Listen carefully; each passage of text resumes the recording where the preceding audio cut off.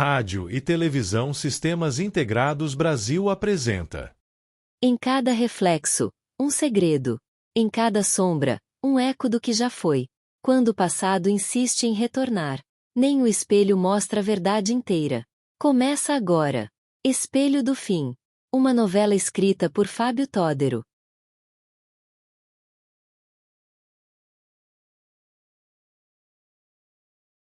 As manhãs no edifício Aurora não traziam frescor. Ao contrário, pareciam carregadas por um ar pesado que vinha do chão, subia pelos canos e se infiltrava pelas frestas de cada apartamento. O sol mal tocava as janelas, mesmo quando brilhava com força do lado de fora. A luz parecia respeitar os limites do prédio, como se soubesse que ali não era lugar de revelações, mas de permanências. Como se dentro daquele concreto antigo, o tempo tivesse desacelerado e, em sua lentidão, absorvesse tudo o que era esquecido. Clara acordou sem lembrar do que havia sonhado. Apenas a certeza de que seus olhos haviam visto algo além da imaginação.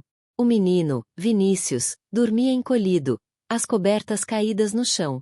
Ela se levantou, os pés descalços sobre o piso frio da sala. A presença do espelho parecia maior, mesmo imóvel.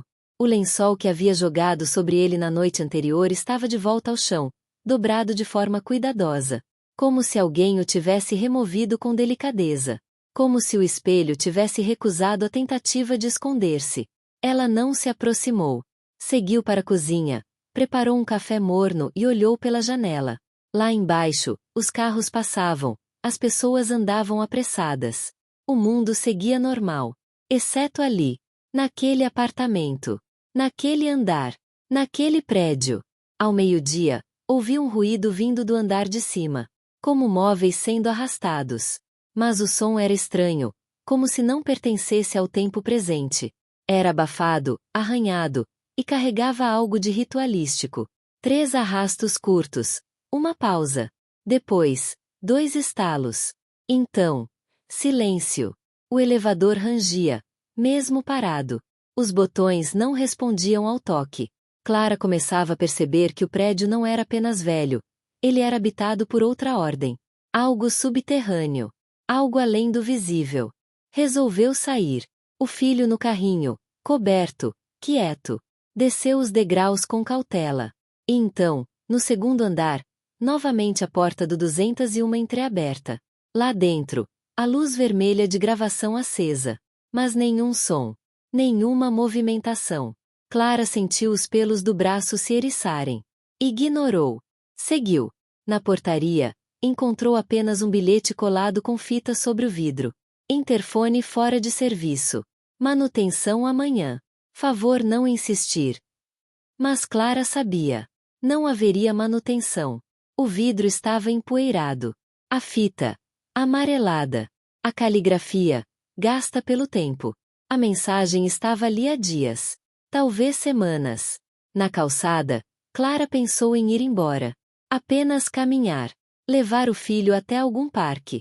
Sentar num banco. Respirar outro ar. Mas ao tentar chamar um carro pelo aplicativo, a tela do celular apagou. E voltou apenas com uma imagem estática. O espelho. A câmera frontal mostrava seu próprio reflexo, mesmo com o app fechado. E no reflexo, algo atrás dela. Algo que desapareceu assim que virou-se. Desligou o aparelho. Voltou para dentro. As portas automáticas fecharam-se com um estalo seco. Um som que ecoou como sentença. Lara voltou à sala em passos curtos. O espelho continuava no mesmo lugar, mas a temperatura da sala parecia cair a cada instante. O ar estava pesado, com cheiro de mofo, e a umidade fazia seus cabelos grudarem na nuca. Ela acendeu uma vela sobre a mesa de centro, tentando afastar a escuridão densa. A chama dançava, lançando sombras longas contra a parede. Mas o espelho não refletia a luz corretamente. Havia um atraso sutil no reflexo. Como se o vidro precisasse de um segundo a mais para registrar a realidade. Sentou-se em frente ao espelho. O lençol, que ela havia jogado no chão, agora estava dobrado sobre o encosto do sofá. Como se alguém o tivesse colocado ali com cuidado. O pavor era silencioso, mas presente. Clara tremia sem perceber. E então ouviu novamente. Não uma voz. Não um ruído. Mas uma respiração.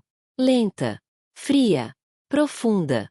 Como se alguém estivesse do outro lado do espelho, debruçado sobre o vidro, esperando ser notado.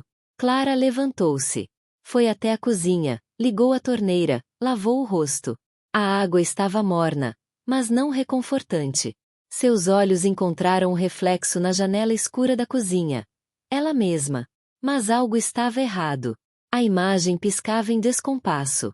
Sua versão refletida mantinha os olhos abertos enquanto ela piscava. Pequenos atrasos. Pequenos erros. Fraturas no real. Na manhã seguinte, Clara encontrou um envelope debaixo da porta. Papel amarelado. Sem remetente. Dentro, uma única folha. Um desenho infantil. Um prédio, feito com giz de cera preto.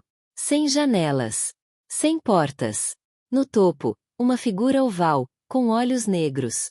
Embaixo, a assinatura. Vinícius. Ela olhou para o filho, que brincava com blocos de madeira no chão.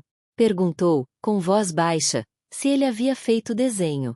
Ele apenas sorriu e continuou empilhando peças. Mas quando ela virou as costas, ouviu-o murmurar. Ele me mostrou. Clara congelou. Sentiu o estômago se revirar. Quando olhou de volta, Vinícius estava deitado, como se nunca tivesse dito nada. O espelho da sala estava coberto novamente, com um lençol diferente. Azul escuro. Ela não lembrava de tê-lo usado. Nunca o vira antes. Ao puxar o pano, o espelho revelou uma nova imagem. Não sua sala. Não seu reflexo. Mas um corredor. Comprido. Iluminado por lâmpadas que piscavam. Ao fundo, uma porta aberta. E, por um segundo, Clara viu algo se mover lá dentro. Algo baixo.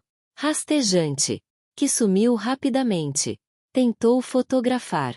O celular não respondia. A câmera se fechava automaticamente. A bateria drenava em segundos. Quando olhou novamente para o espelho, a imagem era apenas ela mesma, com olhos arregalados. E, ao fundo, a cortina se movendo. Sem vento. Vinícius começou a mudar. Dormia pouco. Comia menos. Os olhos perdiam o brilho lentamente. E, à noite, falava com alguém. Sempre na direção do espelho. Palavras em uma língua desconhecida. Palavras que não pertenciam à infância. Clara procurou ajuda. Ligou para a imobiliária. Nenhum número funcionava. Caminhou até a rua. O sinal de celular sumia a 2 metros da porta. Entrou numa farmácia próxima. Pediu para usar o telefone. Mas assim que começou a discar, a linha caiu. A atendente disse, surpresa. Estranho. Funciona o dia todo. No espelho da vitrine da farmácia, Clara viu-se caminhando. Mas atrás de si, uma sombra. Alta. Com olhos que brilhavam como brasa. Virou-se na hora. Nada. Voltando ao edifício, notou um detalhe novo. Cada porta agora tinha um pequeno símbolo esculpido. Um círculo com um risco vertical no centro. Ela não lembrava de ter visto aquilo antes. Passou a mão sobre o próprio batente. Era antigo. Gravado na madeira. Como uma marca esquecida por décadas. No 403, o advogado deixou o apartamento. Carregava apenas um caderno e um envelope. Olhou para Clara, sem expressão, e disse: Ele já falou com você? Clara quis perguntar mais, mas ele continuou andando, sem esperar resposta. Entrou no elevador. As portas se fecharam lentamente. Mas no espelho do elevador, Clara viu-o parado. Não dentro, mas fora. Ainda ali, olhando para ela. Naquela noite, um cheiro forte invadiu o corredor. Um cheiro de queimado. De madeira úmida. Mas nenhum alarme tocou. Nenhuma fumaça. Apenas o odor. Clara acordou no meio da madrugada com um som agudo. Como uma lâmina roçando metal. Vinha da sala. O espelho tremia levemente.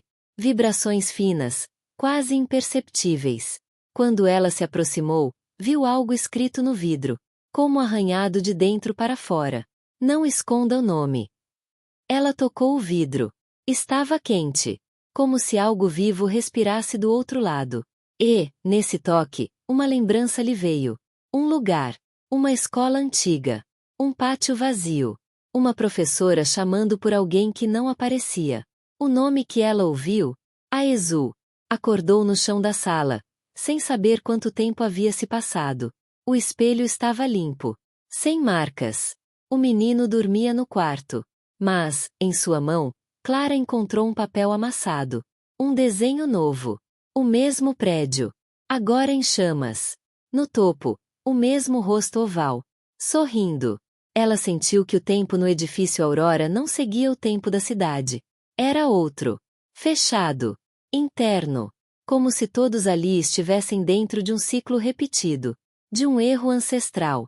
E o espelho era o registro. A testemunha. A ponte. Vinícius deixou de falar com a mãe. Só se comunicava com o reflexo. Sussurrava à noite. Chorava sem som. E começou a desenhar espelhos. Muitos. Todos com olhos. Clara decidiu quebrar o espelho. Pegou um martelo. Encarou a moldura. O vidro. Sentiu medo. Mas ergueu o braço. No instante em que o fez, o filho gritou. Um grito agudo, desesperado, como se algo rasgasse por dentro. Correu até ele. O menino estava no chão. Tremendo. Os olhos brancos. Murmurava. Ele não quer. Não quer. Não quer. O martelo caiu de sua mão. E o espelho? Estava diferente. Mostrava agora ela mesma, parada diante do sofá, com o martelo na mão. Mas o reflexo. Sorria. Clara caiu de joelhos. Sabia. Não podia lutar contra aquilo. Ainda não. Era preciso entender. Era preciso ouvir. O espelho não era um objeto. Era um ser. E, agora, conhecia o nome do filho.